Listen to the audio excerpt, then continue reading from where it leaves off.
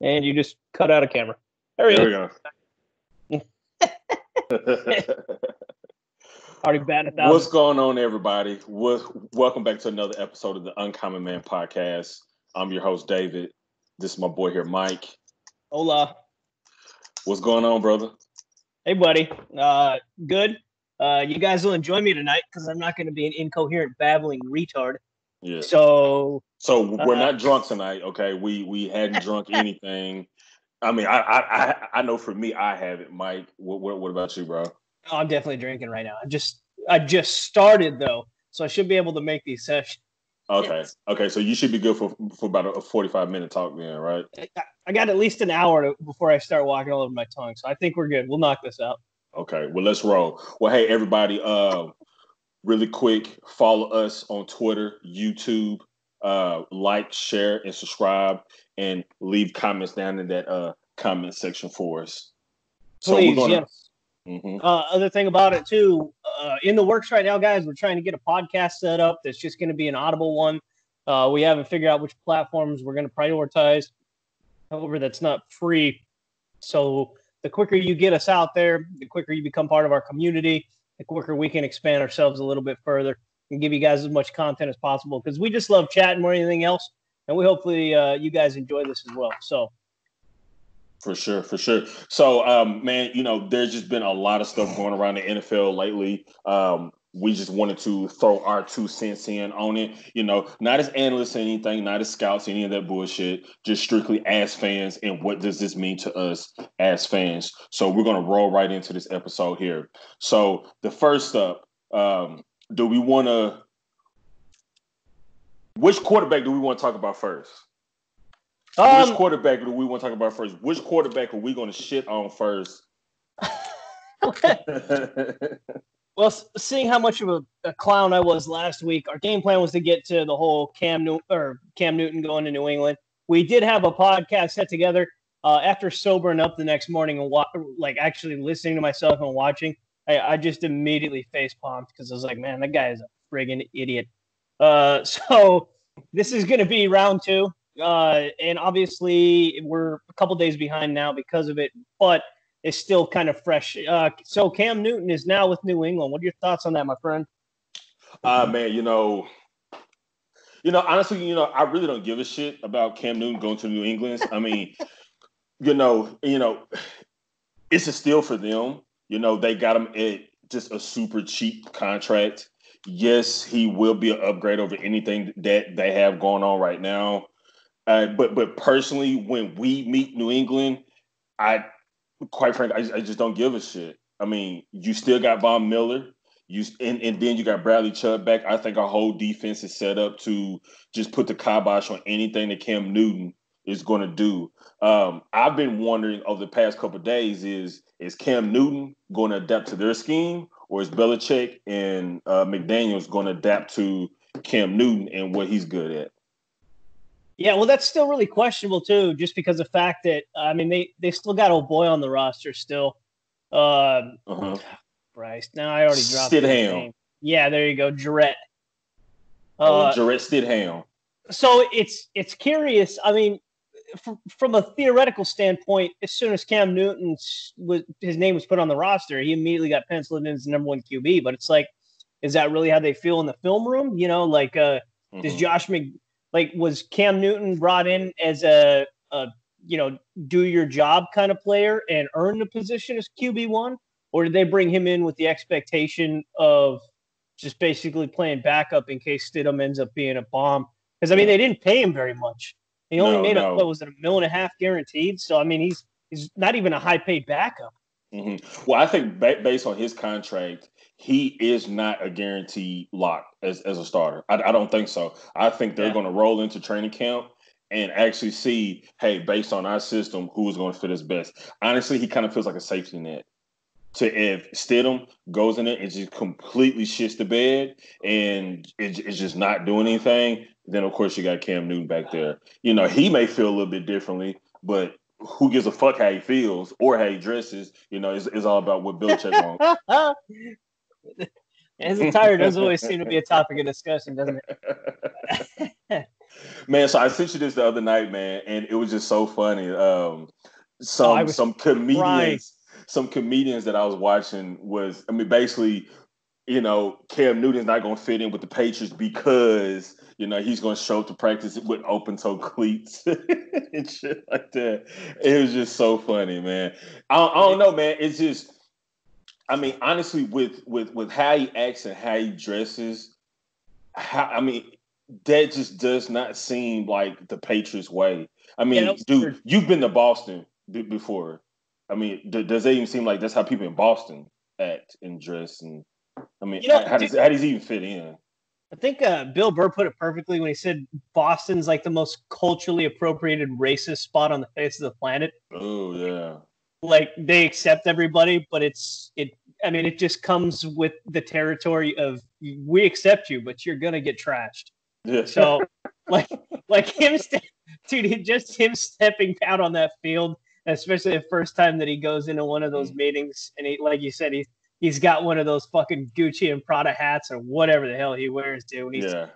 When he's basically a step below drag, like. He comes in with a Louis Vuitton cape and shit like that. Bro, I can't even fathom what those Boston fans are going to say about that, man.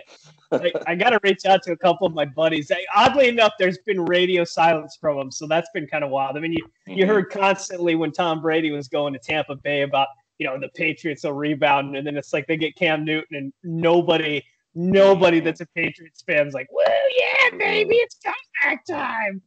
Every single one of them seems to be like crawling back into the hole going, this is going to be a rough one. Well, shit, man. We got a drag queen on the team. Like, the fuck is that Gucci cape you got falling around?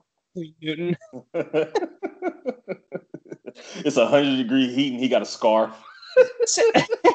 He has a scarf on his helmet. He's such a wild character, man. And it's sad because, like, I honestly have no animosity towards him. Like, even after the Super Bowl thing, a lot of people trashed him for his attitude. It's like, dude, you couldn't even begin to fathom what it's like to get your ass handed to you on the big stage. So to sit there, I mean, just because he didn't react how people wanted him to, I thought they were creating a false narrative about the guy. But it's intriguing to me. It's intriguing to me that he's fallen as fast as he has, Like, I mean, even Andy Dalton, as much as he was always mediocre at best, like he'd have a couple of halfway decent seasons, not even great. He'd be an MVP contention for the first 3 games and then be back to Andy Dalton. And dude, he was in Cincinnati for what, fucking 10 years? Yeah. So Cam Newton only got 9, and then they cut him. It's like, dude, is he really the better, or is he the worse option for Bridgewater? And then they paid Bridgewater that massive contract. It's just like, what is going on here? Yeah, I didn't understand that, dude. I still think Cam Newton's an elite tier quarterback. I feel like things were just kind of self-destructing there in Carolina, especially after they moved that owner out, forced him out of the league. Yeah. So, and then from that point forward, Ron Rivera, basically the writing was on the wall for his position. And then obviously Cam Newton ended up being a byproduct of it this offseason. So I don't know, man. It's gonna be curious. I think a lot of it also was kind of his attitude because I've said it a bunch. He's one of the most childish people on his team. For him to be I mean, honestly, for him to be the leader of the team and I guess at the time the face of the franchise. I mean, that dude jokes around and clowns around more than anybody else at practice. You've seen multiple videos of him fighting with other. I mean, not just bullshit fighting. I mean, like real deal fighting with other starters on the team. You don't see that type of shit from Breeze, Brady, Manning. I guarantee you don't see that shit from Mahomes and those people. It's just I think it was an element of him growing up that needed to happen, and maybe a fall from grace will kind of put him like, okay, the way I acted before, I can't do this shit no more. You definitely won't be able to do this shit in New England, so you can cancel this shit ASAP. So hopefully, he's turning around. I think he has. I mean, he kind of has no choice. The situation he goes in. I mean, like you either shake the fuck up or you're gonna be out on your ass real quick. Well, I think his 1.5 mil proved exactly what his market was. I mean, granted, they really did him dirty on when they released him. I was kind of pissed off about that, but at the same time, I mean, the well dried up pretty quick. Andy Dalton ended up getting that what was like $7.5 million to go be a backup in Dallas, which I still have no fucking clue how they have a cap space, bro. I don't get it, and somehow they have like they have like the eighth least, so or most depending on which way you look at the roster. Either way, like it's impossible. They're paying what 5 guys on that roster north of double digits. Like how the fuck how do they afford that, man? Like do they just have an endless supply of cash just because of the title or what? But I don't get it, dude. And now they're getting ready to get this blockbuster contract to not this blockbuster. I think Mahomes just kind of closed that well up. But Yeah. they're about to give this outrageous or outlandish contract to Dak Prescott, and it's like, dude, how do you guys have the cap space for this shit? I don't get that. I don't know. I mean, dude, but between paying Zeke all that money, Amari Cooper, that D, was it Lawrence? Yeah, Dexter Lawrence. Yeah, Lawrence. You paid your inside linebacker already, and then you about to franchise tag Dak. Dude, I don't know. I mean, he must not be paying anybody else anything. I mean, the contracts for everybody else must be shit. But yeah, I mean, I'll tell you what though, dude. I would have been calling for sabotage or something like fucking shenanigans if they had been able to keep Byron Jones too for the contract that Miami paid him, because I'd be like, there's no way, there's no fucking way you guys can prove that one. Like he definitely, Jerry Jones, and you can tell he definitely flirts with that cap line. Again, it's a hard line that's set in the sand, so everybody's just not spending just outrageously, amounts of money. But he definitely flirts with that line. Yeah, but it's just weird. Like I said, it never really reflects. Like you look at Kansas City right now. I mean, they were projecting how much Mahomes was going to have, and it brought him down to like having $1.5 million against the left to get for the cap this year. Mm-hmm. So I guess we'll just roll into that topic real quick. What are your thoughts, sir? Go ahead. What about Patrick Mahomes and his groundbreaking deal today? So great for Patrick Mahomes. Absolutely. And great that he is now the face of the NFL. I mean, because let's be honest. I mean, for him to make that record, for him to make that record contract, I mean, he's such a good guy. He's likable. He seems like he has a good head on his shoulders, and we won't see no fuckery for him. I felt so bad when he got injured in that game, dude. I'm not going to lie to you. But it just goes to show exactly who he is, because even the Broncos players were going over. I felt like there was nobody – like you can have the competition – but at the same time, you still don't hate the person if they're not a piece of shit, So right. It's more like it's a fan bias respect. Like I respect him until we play him, then I'm like fuck that guy, and then when he beats us, I'm still like fuck him. But then after that, you're like I still root for the guy. But on the flip side, everybody in Denver country should be happy right now, because guess what? They don't have no money to pay anybody else. Zero, dude. I didn't realize how massive his contract it was. And it's like, like it'll be. I mean, they'll get a little bit of relief next year when the that new NFLPA drops, or I guess it's supposed to be another bump or it's either next year or the year after that for the cap increase. But in the meantime, even with that though, I mean, what did we come to? Numbers were roughly, what was it, 45 million for 10 years, 150 guaranteed, which I mean, I completely understand that one, but even at 10 years, that's still a decade. They're on the line for 45 mil to the guy. Right. So somebody said it best the other day, and I think we already talked about it. When you look at Patrick Mahomes, he's going to get all the fucking money. When you look at Travis Kelce, he's going to get all the fucking money when it comes time for his contract to re-up. Tyreek Hill, granted, his off the field shenanigans, I mean, he's kind of tempered that down a little bit. He's kind of seemed to be playing, kind of flying under the radar. All his shenanigans are done. That motherfucker is still going to command a massive fucking contract. And now you got Chris Jones saying, if you don't pay me 20, I'm not playing at all. I mean, hey, again, kudos for the AFC West, because here in a couple of years, the Chiefs will not be able to pay anybody. Period. So all their starters, I mean, they only have room for what, one more massive contract, and that's pretty much it. I mean, you can't pay that much money. What, you're paying roughly 50 to 60 million just on two people alone. Yeah. I mean, how can you afford that? You got two players eating up that much of the cap space. Well, it's kind of weird too. I mean, you just brought up a good analogy, and hopefully I can counter that one real quick, or at least what I'm thinking is. So when I think of the Chiefs, I think of them exactly like how you just described. So you've got Travis Kelce, who he's probably the most tenured out of the group. So I consider him to be like the Ferrari, like the actual body. And then I consider Tyreek Hill to be the engine. And then I feel like Pat Mahomes is the driver. Okay. So when it comes down to it, you need all three of that in order for everything to synchro mesh together and that team to play the way it does. However, in order to win Super Bowls, you still need the rest of the 52-man roster, or 50, what is it, 3 now, 4? So 53. Yeah, so you still need the rest of that 53-man roster. And just like you mentioned, man, it's like he's making the next closest individual every single year. I just happened to look at who the individuals were. Actually, we were discussing it, that were taking up the most cap space against their team. And it makes sense why their teams have been mediocre at best. And that is Russell Wilson, which you've been wondering why the hell they haven't been able to get him help. Well, it's because of how expensive he is.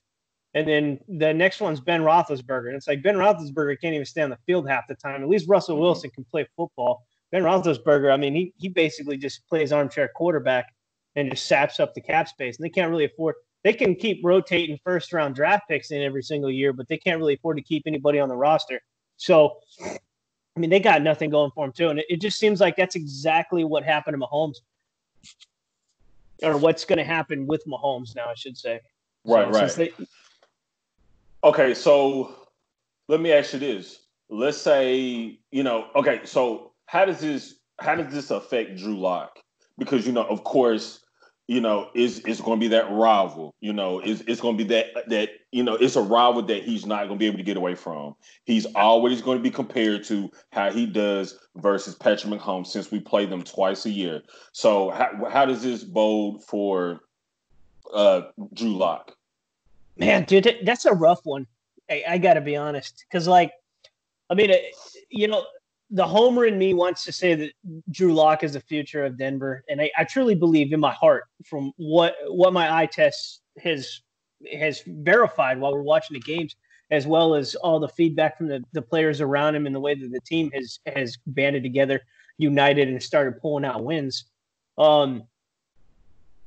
I don't know, buddy. I mean, I don't think there's anybody like Mahomes in the NFL. But the other thing I don't know about either is, if Mahomes gets injured, how fucked is that team? Because, Denver, if Locke goes down, the backup quarterback isn't good, but everybody else on that roster is stacked, dude. Denver's roster absolutely is fucking atrociously over. It's an embarrassment of riches to the nth degree. But Kansas City, they're anemic right now. I mean, they couldn't even afford to bring back Terrell Suggs. They can't afford Chris Jones, which is another one we'll get to with his contract and his standout last week. But, I mean, personally, I don't know what Locke has to do other than just keep getting a first down. I mean, that in and of itself was just jaw-dropping last season. As fucking atrocious as our offense has been. Well, here's one thing I think everybody should kind of take away from this is Drew Lock doesn't need to go be Patrick Mahomes. Drew Lock needs to be Drew Lock, okay? Right. That gunslinger, hey, I'm going to toss this bitch all around the yard. I mean, he has a plethora of help. Now, what it seems like is Patrick Mahomes and the Chiefs are the big brothers that's going to whoop up on the little brothers for the next couple rounds. But then once they really get their shit together and they really get that cohesive unit going, the tables is going to turn, and it's going to be some good fucking battles. Now, do I want Drew Lock to get paid? Absolutely, man. I want Drew Lock to have just financially the best he can fucking get. But at the same time, if he commands the same contract, then dude, I mean, there's no more Cortland Sutton. I Yeah, mean, you're not gonna be able to pay that guy because you got to think about it. You got Jerry Jeudy, you got KJ Hamler, you got right. Noah Fant. I mean, you got Philip Lindsay, Melvin Gordon, Bradley Chubb. I mean, dude, the Well, list goes on and on and on. it's really intriguing to me because, I mean, you just mentioned that right there. I mean, we've got this entire roster to play for, and players roll in and out. That is what it is. Obviously, Denver's had the keys to the kingdom. They just haven't had anybody to turn the key until now. So that's where we're kind of wild with this whole situation, is the fact that we finally got a franchise quarterback and got him on an insanely cheap deal. Only paying him like 1.2 mil per year that's a salary cap hit. So I want him to get paid too, but what this just showed me with Mahomes is he's not trying to be Tom Brady. Like, let's not kid ourselves. Tom Brady, he always structured a contract so that way they could afford other players on the roster. Right. And even though these last handful of years he was taking more and more pay cuts, and they weren't giving him feedback that he needed, and they weren't giving him the roster support he needed with the receivers and a running back room, kind of the running back room. But I don't know why the fuck you draft a Sony Michel in the first round. I didn't get that one. It really hasn't panned out very well for him. N'Keal Harry was not an ideal wide receiver to draft last year either. So they really weren't doing me favors. But his entire career, he's never made buku bucks. Like, you don't look back and say, well, this guy's contract has been outrageous. I don't understand how the Patriots are winning all the time. I mean, he's generally like the top. He's like generally 11 or 12 against the salary cap for quarterbacks, which is just unthinkable. Although I guess it helps when you're banging one of the most wealthy women on the face of the planet. But he didn't start there. You know, I mean, he only started fucking her like 11, 12 years ago. So before that, he was still doing pretty well and still taking roster-friendly contracts. Now, do you think with Peyton Manning being such a mentor to Drew Lock, you know, Peyton Manning was cut from that old cloth. Peyton Manning took team-friendly deals and made his money on back end and all the other business endeavors he had. That's where he made the bulk of his money. Smart. Is Drew Lock going to take kind of the same page? Is Manny going to be like, hey man, do you want to keep everybody? Here's my other thing is the one thing that always just sits in the back of my mind. I say always sits in the back of my mind. It sits in the back of my mind until we see what Drew Lock's medal is worth. Is the fact that just like Shane Ray, we got a really good player in Shane Ray, but we never got a player who could get over his Missouri roots. So I'm hoping that doesn't end up becoming a recurring theme for Drew Lock, because every time he goes into Kansas City, he ends up laying an egg just because of the fact that that's where he grew up. I'm hoping his drive is exactly like what he says, about keeping his draft card in his backpack before every game. I mean, that's all talk. Everybody's going to say that for the media, but whether or not he actually has that drive in that win to be the underdog that he's always been, the underappreciated player that went out and set SEC records with the bunk team. And every time he goes into Kansas City, he has that in the back of his mind that this is the only team, no matter if I grew up liking them or not, this is the only team that's always a thorn in my side, and I got to fucking put them down like the dogs that they are, for lack of brutal metaphor. Mm-hmm. Yeah. So I don't know, man. That's the only one that really concerns me about Drew Lock. I think anywhere else, I think he acclimated Denver fine. That wasn't an issue. But I mean, you look, he was back in Kansas City during the offseason. It's like, oh Jesus, are we getting ready to play this game for the next handful of years? Or I mean, well, that part you're not going to get rid of that. His parents are from there, and from my understanding, his dad owns a business or businesses in that area. So I mean, there's no way getting around it. But at the same time, he has to understand where where the new home is. Correct. Yeah. So let's run to Chris Jones. So really interesting with that. So Kansas City franchise tagged him at $16 million. This fucking guy comes out and said, hey, I'm not playing unless you give me 20. To me, dude, that just sounds like such a dickhead move, man. It just sounds so selfish in a way, because again, Kansas City is strapped for cash. I mean, they just don't have a lot of money. I mean, they're paying you what they can. Could they pay him more? Absolutely. But okay, we have a line here, and we're going to try to play with the line. And for him to be like, nah, man, hey, you got to throw another 4 on top of that, or I'm not doing shit. I mean, bro, they're just, I don't know, man, just something about that. Just like, bro, you're kind of out for yourself right now. I'm good with it, dude. Let him go. I feel like the rest of the team. Well, I mean, they obviously just partitioned today to put him out the door, but they just gave Mahomes this intense fucking contract. I think it was more than people were expecting. I think they're only planning on him making like 42 a year. So yeah. I don't know if that just slammed the door in Jones' face for him. I think they still have the money for his franchise tag, but I know they don't have the money for him. They only have like $1.5 million left against a contract or against a cap to be able to afford this guy. So I don't know where the fuck he thinks they're just going to magically create an extra $3.5 million. Or yeah, man, 2.5. Dude, like all these guys with this whole, fuck the franchise tag, I'm not playing on it. Like, how many times have we seen the same story? I mean, how many times have we seen it? Like, come on, y'all. $16 million. Are you kidding me? Like 16, bro. Just fucking just play the game, bro. You know D Ford is in a long-term contract. Like, and not only that too, he's a decaying DN. He's still a good player, but they've only got him through next year. I'm sorry, through the end of this year. So it's not a long-term deal. It's like, dude, just take that's exactly what Prescott just did. He wants this long-term contract.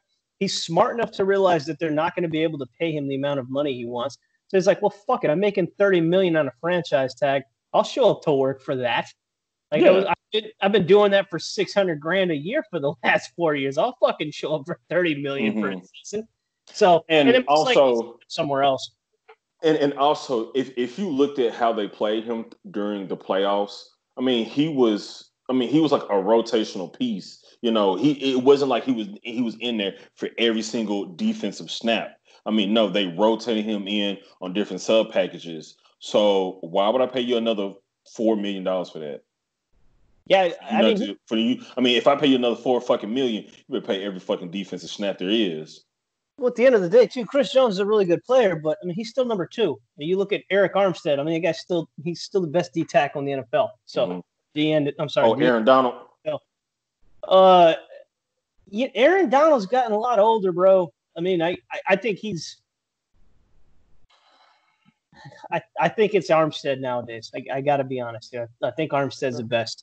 And I mean, most likely it's probably a byproduct of having Nick Bosa there. I'm sure a lot of people are going to barbecue me for it, but I think talent-wise, stature-wise, that there's a major reason that they traded DeForest Buckner away instead of keeping him around. So I think that they have that much faith in Eric Armstead because DeForest Buckner's a beast too. But you know what? I'll say, how about this? I'll meet you halfway. I'll say Aaron Donald's still over Chris Jones. How about that? So I'll say Chris Jones is 3rd. Gotcha. That works for me. Cool. So we just recently found out that we're going to cut our preseason games. So now we're cutting them down to 2. And again, we raised this question last week on the pod that we had to redo. Who does this fuck over? And honestly, what direction is Denver really going to go? Because you need those extra preseason games because this offseason everything is fucked. Everything is screwed up.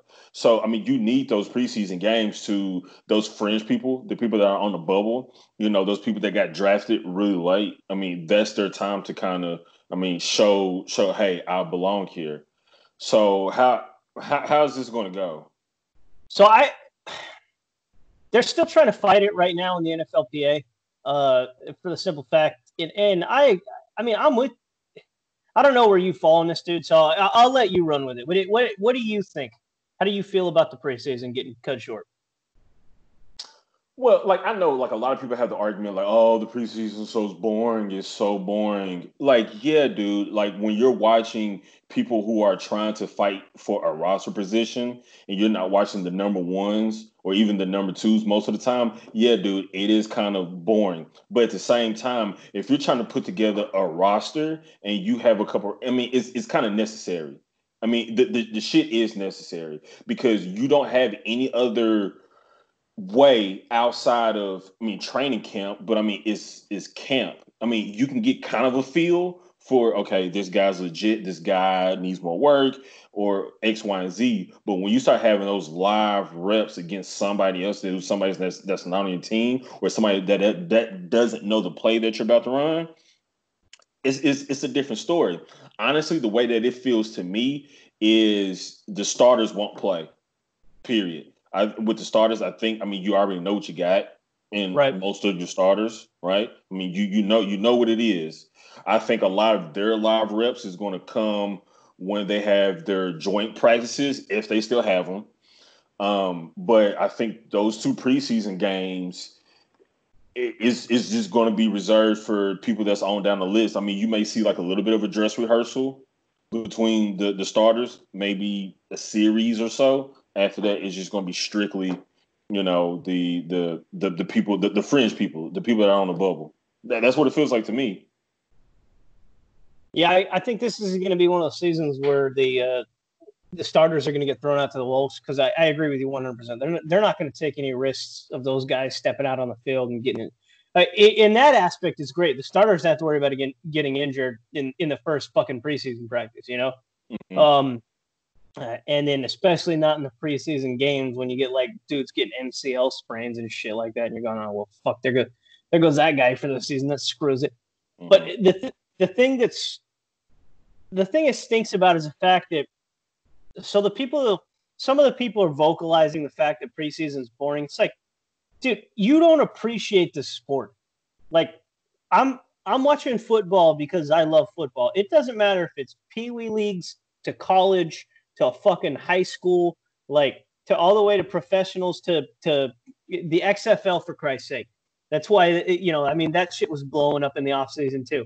Mm-hmm. But like the true people that are watching football, not just getting on Twitter and beating their fingers against the keyboard, those are the ones that are sitting there watching the latter half of preseason games going, okay, well, this guy looks like he could be a good option for a team. And not even just us dummies. Obviously, we pay these people their contracts and stuff like that because we're purchasing the merchandise. But like it's kind of that thrill for us as well, especially with Broncos. We have a rich heritage with bringing undrafted free agents and at least one of them making the roster. There's been a consistent legacy for us for years. So, that's a big tradition that we like having happen. I mean, Malik Reed last year, Philip Lindsay the year before that. The list goes on and on. C.J. Anderson won us a Super Bowl, for Christ's sake. He was a no-name running back out of Cal. It's like this year we've already hedged our bets, you and I, on this pod alone, that two of the guys that are undrafted free agents are going to end up making making the roster, potentially starting roster at some point in time, because we feel one of the running backs is going to replace one of the current starting running backs who's been kind of getting rotationally isolated since he can't seem to perform. And then the other one is an individual because of a need at a certain position that we feel he's going to end up making the spot, as well as one of his counterparts who got drafted this year. So that's exciting for us because that's our game plan. We get to see how those guys perform at least for a series or two against the starters and see whether or not they can actually stand up and answer the call, But hey, preseason is going to, with it being cut short, like you said, none of the starters are going to play. They're just basically going to be out there, and we're going to be watching an XFL game, and that's it. Not that I'm complaining. I watch football, but it doesn't really give us a great idea, and doesn't give any of the coaching a good idea on exactly how well the individuals are going to perform against the upper tier. I mean, hey man, like I think you said it best. Like me, definitely, I'm not complaining. I'm going to watch all preseason games. I mean, dude, we've been without for how long? Without any sports. I'm definitely watching both of our preseason games. I'm going to watch every bit of it. I'm trying to see, okay, hey, this person is doing this. This person is doing that. Oh man, that person looks damn good. I mean, that's kind of what you watch it for. But I mean, hey, to each his own. Exactly, dude. Yeah, no, it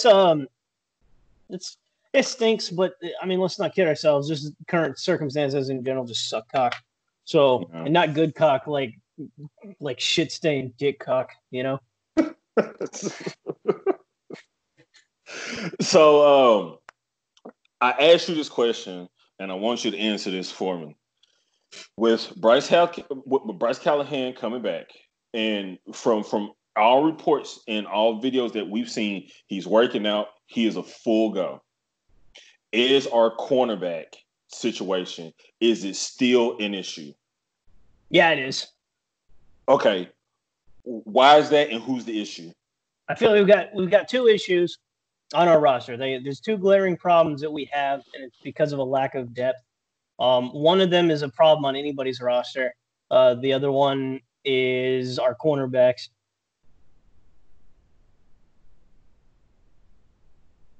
Healthy, dude.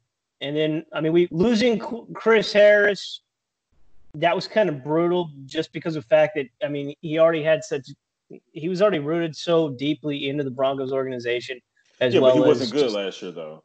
Well, he wasn't good, but he still brings a lot of veteran presence. You know, I mean, let's not kid ourselves. He does a lot of time. He's a student of the game. I know that's a hacky thing to say, but he's a student of the game, and he really spends a lot of time watching game film. You know, him and Aqib Talib, that's why they were so brutal, because both of them, they just read well. So they understand. They see things coming together before their eyes. You know, so that's why the coverage. His problem is he's just gotten older. But I think we never really picked up anybody to replace him. I mean, AJ Bouye. But like I said, I mean, other than that, we've got really nobody stable behind him. So, but what about you? What do you think? Me personally, I don't think it's that big of an issue anymore. And the reason why I say that is because, okay, so Bouye, you know, him, like, I think him getting out of Jacksonville, which, I mean, I think everybody can agree, Jacksonville is a pretty fucking toxic organization to work for. And him just being in a better situation under Vic Fangio, which we know that's going to put him in a better position for him to thrive. So with Chris Harris being gone, I feel comfortable with Bouye taking his place. And also, you pair Bouye back with Kareem Jackson. So I think that would help him a little bit more. And also, so you got Bryce, you know, and then you got Bryce Callahan coming back. I mean, you got to remember he's played in this position in this scheme before, and he's done very fucking well in this scheme before. Okay, the whole issue was, I guess, the issue is just the time off, right? You know, it's just him being out for so long. But you know, even last training camp, I mean, from all reports, that dude was a wet blanket over anybody. I mean, this dude was just, I mean, he was brutal. He's smothering the fuck out of receivers. So with them two, I mean, I think he got a good base there, and then you just gotta have to fill in everybody else. I mean, you know, me and you agree. Usain Bassey from Wake Forest, we think he's going to make the roster, and we think, you know, he fits the scheme pretty good. And also Michael Ojemudia from Iowa. Yeah, we all like him. Very smart guy, so we think that he's going to pick up the scheme very quickly and really well. So, you know, I don't know. And then, I mean, you got Bosby coming back.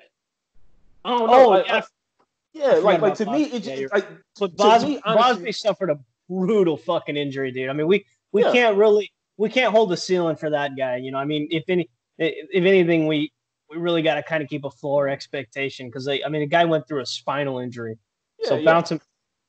Not saying that he's going to come in, and not saying he's going to be a starter, but I mean, I think he's going to be a valuable option for us. Before he got hurt last year, I mean, he was doing really well. You started to see that swagger from him.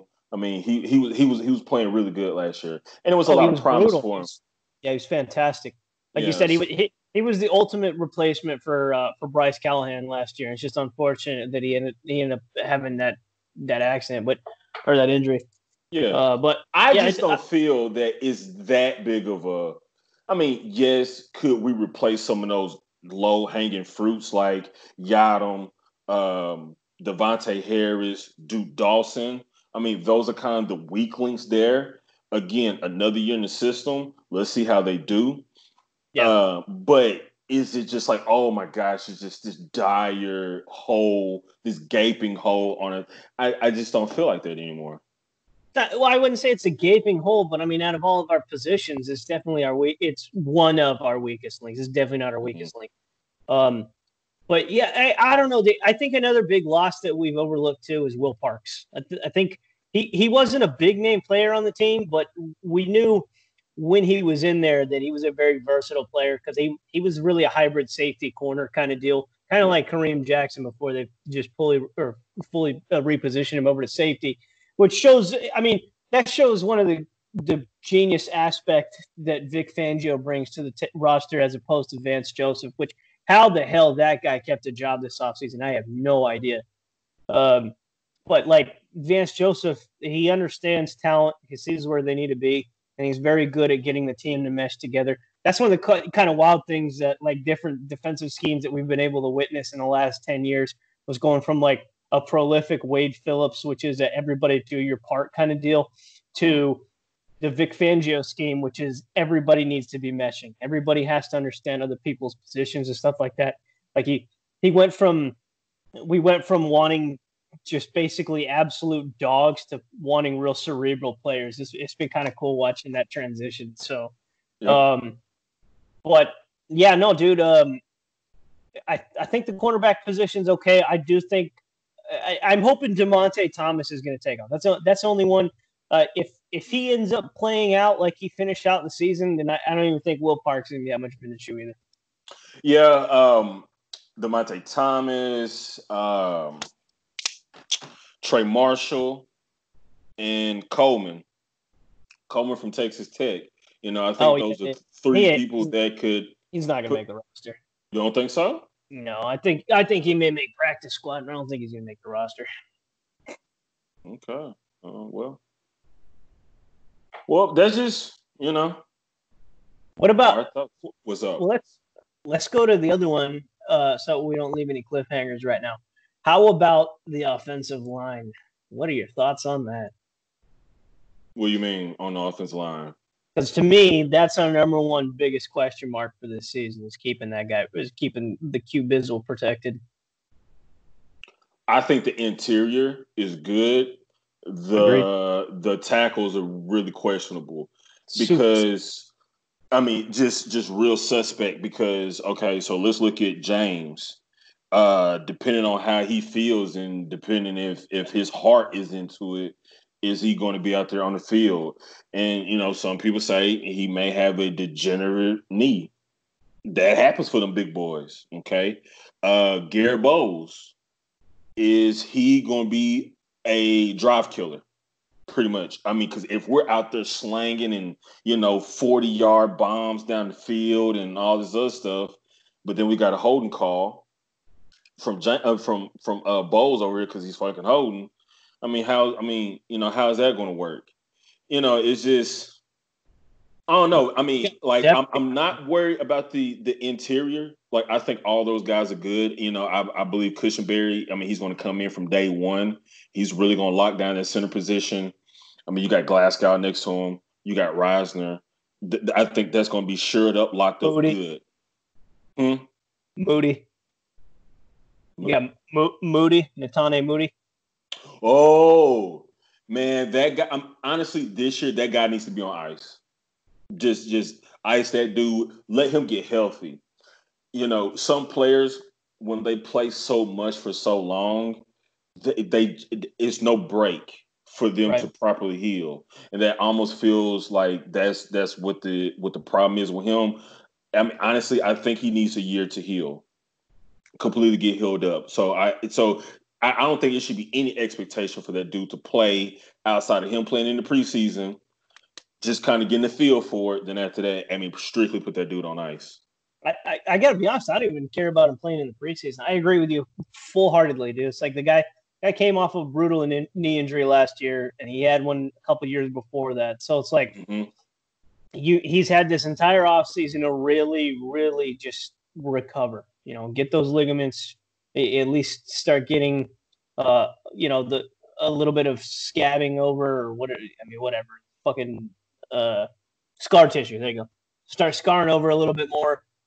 Let his body heal, recover, then get back into a workout session. I wouldn't even – they already drafted him. They know he's not going anywhere. He's a solid depth piece. I mean, just his bench press alone at the combine was enough to get him drafted. Yes. So they know what he brings to the table. He was already projected to be a first-round talent if he didn't get injured. Uh-huh. I agree with you. I wouldn't even put him on the field until, maybe somebody gets injured, handful, Like however long in the season. that dude is a mauler. I He's mean, a beast. that dude will maul the shit out of people. I would not.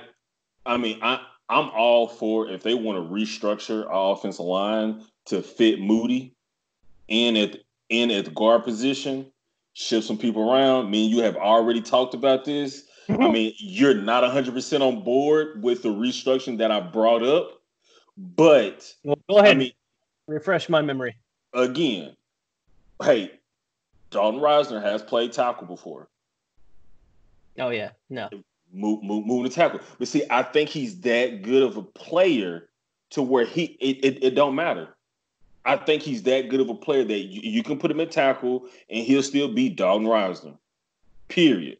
Now, will his career with his career project? I mean, will his career project a little differently? Possibly. But I mean, I think he's that good of a player, man. I mean, I just think he is. Look, nobody's arguing he can take snaps at tackle, but I mean, like, no, there's especially for a blindside tackle, dude. There's a certain level of athleticism and speed that you have to have, or size, and Reisner has none of those three. Like where he plays at guard, that guy is going to be a stalwart for years. I mean, there's no questioning. As long as he wants to stay in Colorado, they will ensure he stays in Colorado. He's not going to be the next Connor McGovern or who the fuck was that other guy before him? What was that dude from Idaho that we had as a center? Now he's playing for Atlanta. Yes, thank you. So, I mean, Denver rotates linemen around quite a bit. I just don't see a homegrown draft pick. I don't see him going anywhere unless we get a new management regime in, which most likely that's going to leave a really bad taste in the fans' mouths because, Broncos fans are pretty loyal, which, that's one thing I've always loved about Broncos country. But I don't know, dude. Like, I think inside line, I 100% agree. I think inside O-line, we're golden.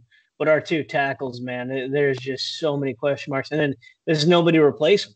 And those are crucial positions. Yeah. So, the only valuable option you have, and I mean, I don't know if this is even saying valuable. I mean, that's even a stretch. Having old Elijah Wilkinson. I mean, because he got beat the fuck up at right tackle last year. Is just, like, I think there's something that we really need to work on is getting a tackle, but also having some depth pieces that if somebody goes down, I mean, we can always shuffle and when we got somebody to pick up the slack. What do you think about bringing Peters in from the Eagles? Yeah, I mean, I don't hate it. I don't either. Honestly, I don't. Like, I think this whole bullshit about having Bowles and Wilkinson fight it out for left tackle. Get the fuck out of there. Yeah, we already know. Yeah, that's going to be a real fight. Yeah. That's going to be a real punching session right there. Just going blow for blow. Yeah, I'm sure. Fuck out of here with that. I'm sure Wilkinson just has it locked down. He's going to give Bowles all he can handle. Yeah. Fuck out of here. I mean, if the prices are right, I'm all for bringing that guy in. I agree. Just as a 1 year gap guy, as a 1 year stopgap guy. I'm curious about that though. I mean, Peters has been on the market for a while now, and I mean, from the videos he's posted, I mean, obviously it's just Twitter and off season, but he seems like he's still in good shape. He just had a down year last year. Everybody has one, so I'm intrigued to know whether or not he's just asking for a high price. And Denver has the cap space for it, but I just don't see. I feel like with all the youth that they finally been able to transition to on the team, like they probably don't want to be on the ringer for like another Joe Flacco contract. We bring some old ass dude in here and dude ends up being a dud. You got to pay a massive hit against the salary next season. That's almost what it seems like is like, with the youth movement, you don't want to bring in somebody that older. I mean, let's be honest. What is our offense really projected to do this year? So I just don't see them going out and bringing older cat like that in just as a 1-year stopgap guy. I think they're just going to ride it out with Bowles, see how it go. Any word on his contract, on them picking up his 5th-year option? Who, Bowles? Yeah. No, he was. Dude, they're only out of that year's draft class. I think there was only like 5 people who got a 5th-year option picked up. Obviously, okay, so he didn't. Mahomes being one, Prescott being, but first round wise, there's only like 5 of them. So, yeah, no, don't they have until like July what 15th or some shit like that to? No, the 5th-year contracts are passed. It's basically next. Correct. Yeah, it's next year or no year kind of deal. So. Oh, okay. Yeah. So. But man, we'll see how it goes, man. Yeah, I think Jamal Adams was one. Obviously, Mahomes. Just Watson. Watson was one. There's a few others. I can't quite remember who they were, but yeah. So basically, just the elite tier. It was a really rough draft season or first-round draft pick for everybody that year, I guess. But well, I mean, unless you're Houston or Kansas City, but. Yeah, buddy. So I think that should just about conclude what we got going on here, man. It was good to catch up with you. Obviously, I didn't sound like a complete buffoon tonight. So you managed to make it through a whole one, sir. Yeah, thank you. You guys make sure to put this one on the calendar because otherwise I'm not going to hear about it for the next probably 6 months because next one I'll be hammered for again. But again, everybody, hey, follow us on Twitter, follow us on YouTube, like, share, subscribe. Hey, feel free, drop the comments. If there's anything that y'all want us to, talk about, just from a fan's perspective, on the Denver Broncos, or just in sports in general. Hey man, hit us up. Yeah, as you can tell, obviously, we impress upon every single time. We are Broncos fans primarily. But as you've seen with some of our other videos, we like the Browns. We like sports. We like football. We don't like the Raiders. They can suck it. But every other team, if you come at us from a pretty decent approach, I mean, we just love talking about it. So the Chiefs, yeah, it's a good rivalry. We don't hate the Chiefs. But yeah, like I said, man, just enjoy it, guys. This is what this conversation is about. We're not here to smash anybody. I mean, everybody's got their own opinions, but at the same time, at the end of the day, we want to see everybody succeed. And I want to make sure that you guys are successful down in the comments below for trashing me for how much of an idiot I generally sound like. So make sure that you drop those right down there. Yes, sir. Yes, sir. Well, hey, everybody. Nice catching up with you. We out. Later. Later.